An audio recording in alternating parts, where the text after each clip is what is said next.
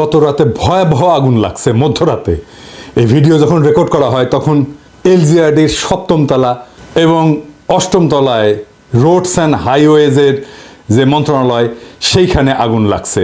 মাঝখানে একজন দমকল কর্মীকে ট্রাক চাপা দিচ্ছে, মারা গেছে শুনলাম। ঠিক কেন লাগলো এটা বলা মুশকিল।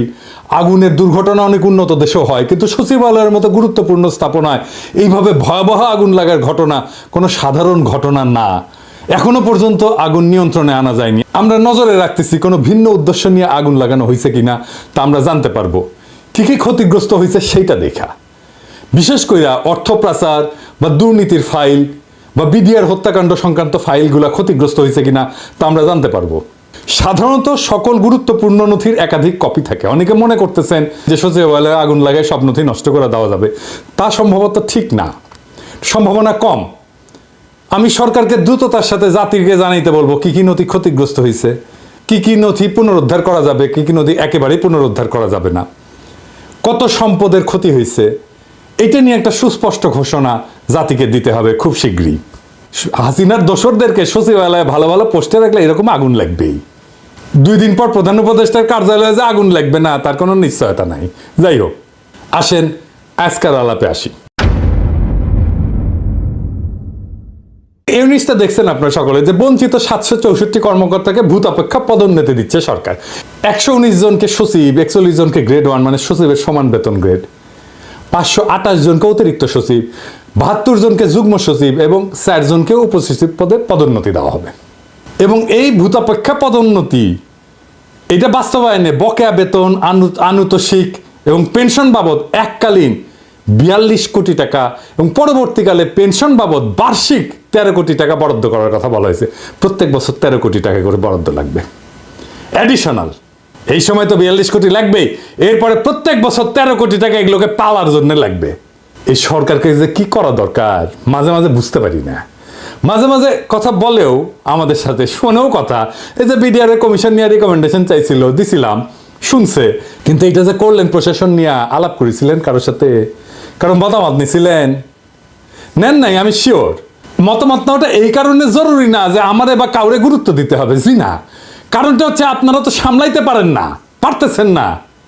এই দেখেন আজ এই আন্দোলন করে তো কাল আরেকজন আন্দোলন করে, পাল্লায় যেমন ব্যাং মাপা যায় না, ঠিক তেমনি আপনি আমলাগেরে সামলাইতে পারতেছেন না। পারতেছেন না কারণ কেমনে সামলাইতে হবে এটাই জানেন না আপনারা। আমি বঞ্চিত, এটা তো কোনো কোয়ালিফিকেশন হইতে পারে না। কোন আক্কেলে আপনারা এইসব আমলাদের এই সমস্ত দাবি মানতেছেন? কোন আক্কেলে এই দুঃসময়ে আপনি 42 কোটি টাকার বরাদ্দ দিতেছেন এইগুলোর জন্য? এই আমলাতন্ত্রের কোনো নৈতিক অধিকার আছে বিপ্লবোত্তর সরকারের কাছে কিছু চাওয়ার? বিন্দুমাত্র অধিকার নাই। এই কথা বলতে পারেন না কেন আপনারা? এই ব্যুরোক্রেসি হাসিনার টিকায় রাখছে না? হাসিনার নির্বাচন এরা করছে না? 2014 নির্বাচন, 2018 নির্বাচন, এমনকি 2024 নির্বাচনে যারা ডিসি ছিল, যারা ইউএনও ছিল, যারা এসপি ছিল, তারা আছে না? পুরা ব্যুরোক্রেসিরা পাশায় লাথি দিয়ে বের করে দিলে কি সমস্যা হইতো? কিছু হইতো না। আওয়ামী লীগের আন্দোলনে জনতার মঞ্চ কইরা মহিউদ্দিন খান আলমগীরের নেতৃত্বে নামে আসছিল না আমলারা, করেছিল না জনতার মঞ্চ। কামটা ভালো হয়েছিল না খারাপ হয়েছিল সেটা ভিন্ন আলাপ, কিন্তু নাম ছিল তো আওয়ামী লীগের লোকেরা। এই যে আমলারা বঞ্চিত বঞ্চিত করিচ্ছে, এর নাম ছিল বঞ্চিত। গল্প নিয়ে আসিছেন এখন, তাই না? সেজন্য আপনাদের কম্পেনসেট করতে হবে। ভালো আবদার তো। এই হাসিনার আমলে গুম হয়েছে কতজন, জেলে পড়ছে কতজন, আয়না ঘরে ছিল কতজন, পঙ্গু হয়েছে কতজন, বাড়ি ঘর গেছে কতজনের, সম্পদ গেছে কতজনের, জীবন গেছে কতজনের, দেশ ছাড়া হয়েছে কতজন আমার মতো। কারে কম্পেনসেট করছেন? এদের কম্পেনসেশন কে করবে? কোন আক্কেলে কম্পেনসেশন চাইতেছেন আপনারা? আর কোন আক্কেলে প্রফেসর ইউনূসের সরকার দিতেছে এই টাকা? শহীদ পরিবারকে প্রতিশ্রুত 30 লাখ টাকা দিতে পারে নাই, আহতদের সুচিকিৎসা করতে পারে নাই, পুনর্বাসন তো দূরের কথা। আর এই আমলাদের টাকা দিতেছেন 42 কোটি টাকা। টাকা কি খোলাম কুচি? এই আমলার আবার নিতেছে হ্যাংলার মতো। লজ্জাও লাগে না আপনাকে? রে চিনেছেন সারা জীবন ঘুষের টাকা গোনা, আর লোভ ছাড়া তো কোনো বৈশিষ্ট্য নাই রে ভাই আপনাদের। কোন সরকারি কর্মচারীদের যদি সত্যি কম্পেনসেট করতে হয় তাইলে সেটা সামরিক বাহিনীকে করতে হবে। সামরিক বাহিনীর নির্যাতিত, বঞ্চিত, চাকরিচ্যুত অফিসার সৈনিকেরা এই লড়াইয়ে ছিল, ভূমিকা রাখছে যে যার অবস্থানে থেকে। এরাই গুম হয়েছে, এরাই চাকরিচ্যুত হয়েছে, এরাই দেশ ছাড়া হয়েছে। একজন আমলা গুম হয়েছে, একজন আমলা জেলে গেছে, একজন আমলার চাকরি গেছে। এরা দেশে বিদেশে থেকে বিরচিত ভূমিকা রাখছে। শুধু তারাই না, তাদের পরিবার নিয়ে ডিএইচএস এ মিছিল করেছে, সাবেক আর্মি চিফ সহ সিনিয়র অফিসাররা প্রকাশ্যে মিটিং করেছে, বিবৃতি দিছে, সমাবেশ করছে। দেখেন ইকবাল করিম ভুইয়া কি কইতেছেন। 4ই আগস্টের কথা এটা। দেশের নীতি নির্ধারকরা যদি বিবেক, বুদ্ধি ও হৃদয়হীন হয়ে না পড়তেন, তাহলে গত কয়েক সপ্তাহে বাংলাদেশের ইতিহাসের সবচেয়ে বড়, করুণ ও মর্মান্তিক এই হত্যাকাণ্ড সমূহের ঘটনাগুলো ঘটত না। সুস্থ মস্তিষ্কের কোনো বিবেকবান মানুষের পক্ষে দেশে এমন একটা যুদ্ধ পরিস্থিতি মেনে নেওয়া সম্ভব না। আমরা নিজেরা নিজেদের সাথে যুদ্ধ করতে পারি না। আমাদের দেশটাকে, এই প্রিয় রাজধানী ঢাকা ও জেলা শহরগুলোকে যুদ্ধক্ষেত্রে পরিণত করতে দিতে পারি না। তাই আজ এখানে দাঁড়িয়ে ব্যর্থহীন ভাষায় বলছি, ইনশাল্লাহ তা আমরা করতে দেব না।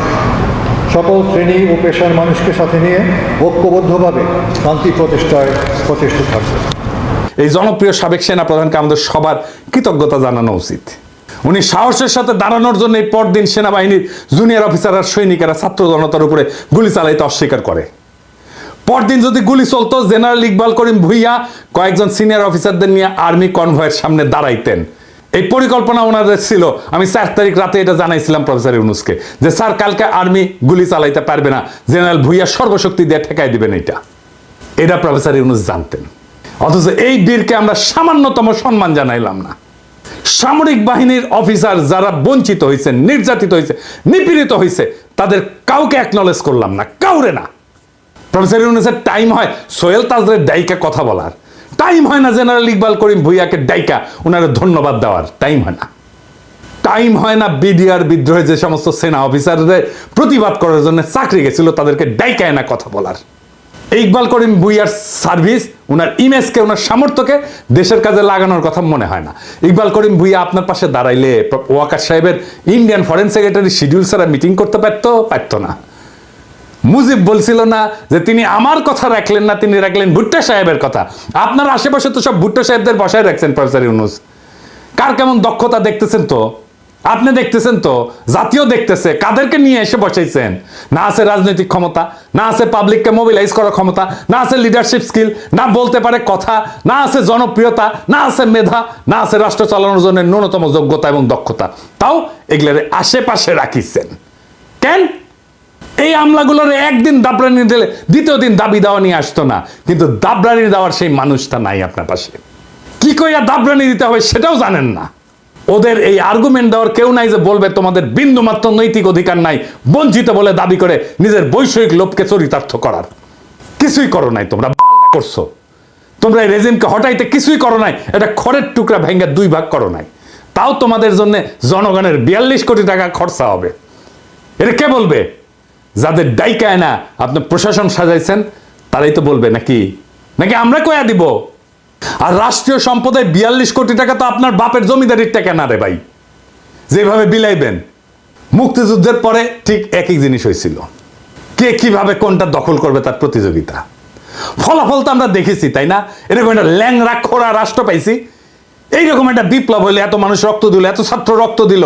আপনি নিজেই বলছেন ছাত্ররা আপনাদের ক্ষমতায় বসেছে, কি করতেছেন তাইলে? হাসিনা শাসনের বেনিফিশিয়ারিরা কে কিভাবে কোথায় জায়গা করে নেওয়ার চেষ্টা করতেছে আমরা দেখতেছি, সব দেখতেছি। হাসিনা সরকারের বেনিফিশিয়ারিদের সাবধান করে দিয়ে বলতে চাই, করে কমে খাইতেছেন এমনি খান। রাষ্ট্রের রিসোর্স, রাষ্ট্রের গুরুত্বপূর্ণ ব্যক্তিদের আশেপাশে যাইবেন না, কোনো আলগা সুবিধা নেওয়ার চেষ্টা করবেন না। আপনাদের তো ভদ্রভাবে বললে বুঝেন না, শুনেন না। লোভ তো 2 চোখ ভরা চকচকা লোভ। মায়ের বুঝেন, মায়ের ভার্চুয়াল ম্যান না, একদম লাঠি দিয়া ম্যান, বেদম পেটানো হবে, একদম ধরে রাস্তায় ফেলে পেটানো হবে। ওইটা করতে পারবো আমি, ওইটা করা হবে, কেউ বাঁচাইতে পারবে না। আগে থাকতে সাবধান হয়ে যান। আমি আর ইলিয়াস বলছিলাম শহীদ পরিবারদের প্রতিশ্রুত 30 লক্ষ টাকা দিয়ে দিবেন, 2 মাস সময় দিছিলাম। আজকে আবার মনে করাই দিলাম প্রফেসর ইউনূসের সরকারে। এই প্রসঙ্গে আজকে আমার ফাইনাল আলাপ। জুলাই আগস্ট বিপ্লবের আহত আর শহীদ পরিবারের দায়িত্ব আর পুনর্বাসন নিয়ে আপনাদের দীর্ঘসূত্রিতার পরিকল্পনাহীনতা ক্ষমাহীন পর্যায়ে পৌঁছেছে। আপনাদের না আছে পরিকল্পনা, না আছে উদ্যোগ, না আছে সেন্সিটিভিটি। আমি সুইডেনেও জুলাই ফাউন্ডেশনের জন্য অনুদান দেওয়ার ব্যাপারে ক্যাম্পেইন করে আসছি। আপনারা যদি কাজটা শুরু করার আগে আলাপটা করতেন তাহলে আরো ইনোভেটিভ আইডিয়া, সৃজনশীল আইডিয়া দিতে পারতাম। ওটা তো করবেন না, আমাকে তো মানুষ বলে মনে করেন না। বিপ্লবের স্টেক হোল্ডার বাদ দেন, মানুষ বলেই মনে করেন না আপনারা। আমাদের সমাজের একটা শক্তি আছে, সেই শক্তিকে কাজে লাগাইতে হইতো, সেটা করলেন না, শুনলেনও না কিভাবে এটা করা যায়। এখন পারতেছেন না, না পারতেছেন চিকিৎসা দিতে আহতদের, না পারতেছেন শহীদদের পরিবারদের পুনর্বাসন করতে। আমি নিজে ব্যক্তিগতভাবে 2টা পরিবারের দায়িত্ব নিছি, আনাসের পরিবার আর রাখির দায়িত্ব নিছি বাবা হিসাবে। আনাসের বাবা একটা সম্মানজনক চাকরি করতেছে, রাখি এখন চাকরি করতে পারবে না, কারণ ওর বাচ্চাটা ছোট। তাই আমি ওর পুরা পরিবারের দায়িত্ব নিছি। রাখি আগের বাসায় আছে, বাসা ছাড়তে হয় নাই, টাকার অভাবে ওর গয়না বন্ধক দিয়া টাকা ধার করছিল 3.5 লাখ টাকা, সেটা ছাড়াই আনছে ও টাকাটা শোধ দিয়া। ওর পরিবারের সকল খরচ আর সন্তানের লেখাপড়ার দায়িত্ব আমার। খোদা তাআলা আমার সামর্থ্য দিছে, চাইলে আমি আরো শহীদ পরিবারের দায়িত্ব নিতে পারবো, আমি নিবও সেটা। রাখির জীবন যেন নিশ্চিন্ত আর নির্বিঘ্নে কাটে, তার জন্য সবকিছু করবো, যা যা করার দরকার করবো, যার যার দায়িত্ব নেব, প্রত্যেকটা পরিবারের আমি সবকিছু করব। রাখির সাথে কথা হইলে দেখেন সে কত নিশ্চিন্ত থাকে, নির্বিঘ্ন থাকে ইদানিং। আমার মতো 1 লাখ পিনাকি আছে, আরো বেশি আছে বাংলাদেশে আছে, যারা রাখিদের আনাজদের পরিবারের দায়িত্ব নিতে চায়, আন্তরিকভাবে চায় এবং নেবেও তারা। তাদের শক্তিকে কাজে লাগাইতে পারতেন। এই যে মডেল আমি দিলাম রাখিরে নিয়া, আনাসরে নিয়া, এটাই হয়তো আমাদের জুলাই শহীদ পরিবার আর আহতদের পুনর্বাসনের সবচেয়ে সাস্টেনেবল মডেল। আর এই মডেল তো আমার না, প্রফেসর ইউনূসের দেখানোর কথা ছিল, ঠিক কিনা? প্রফেসর ইউনূস একটা শহীদ পরিবারকে নিজের কাছে রাখতে পারতেন না? চাকরি দিতে পারতেন না? দায়িত্ব নিতে পারতেন না? অবশ্যই পারতেন, ব্যক্তিগত সামর্থ্য পারতেন। ওনার নিজের প্রতিষ্ঠান আছে না, ইউনূস সেন্টার আছে না? একটা পরিবারের দায়িত্ব নিতে পারে না? নিছে? নাই। ওনার উপদেষ্টারা পারেন না প্রত্যেকে একজন করে পরিবারের দায়িত্ব নিতে, আহত বা শহীদ পরিবারের? একটা আহত বা শহীদ পরিবারের দায়িত্ব নিতে ওনাদের সমস্যা কি? উনি যাদের যাদের ডেকে চাকরি টাকরি দিয়েছে, পত্তর দিয়েছেন, মন্ত্রী বিশেষ সহকারী বানাইছেন, ওদের দিতে পারে না? তারা একজন করে দায়িত্ব নিতে পারতো না? দেখতেন সামাজিক উদ্দীপনা তৈরি হতো সারা দেশ জুড়ে শহীদ আর আহত পরিবারের দায়িত্ব নেওয়ার। ঢাকা শহরে কত মুরব্বী বাচ্চা কাচ্চা বিদেশে থাকে, একা থাকেন, বিশাল বড় বাড়ি ফাঁকা পড়ে থাকে। রাখির মতো একটা মেয়ে আর রাখির মেয়ের মতো একটা নাতি পেলে ওনাদের জীবনটা আনন্দময় হইতো। রাখির মতো শহীদের স্ত্রীকে নিজের কাছে সন্তানের মতো আগলায় রাখতেন।